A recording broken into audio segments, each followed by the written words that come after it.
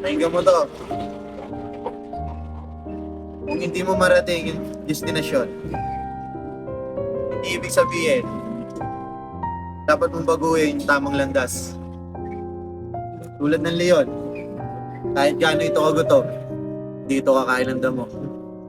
Pag-isipan mo. Pakinggan mo to. Kung hindi mo marating yung destinasyon,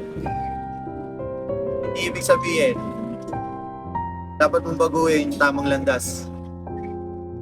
Tulad ng leon, kahit gaano ito kagutom, dito kakain ng damo. Pag-isipan mo. Pakinggan mo to. Kung hindi mo marating yung destinasyon, ibig sabihin, dapat mong baguhin yung tamang landas. Tulad ng leon, kahit gaano ito kagutom, dito kakain ng damo. Pag-isipan mo. Pakinggan mo to.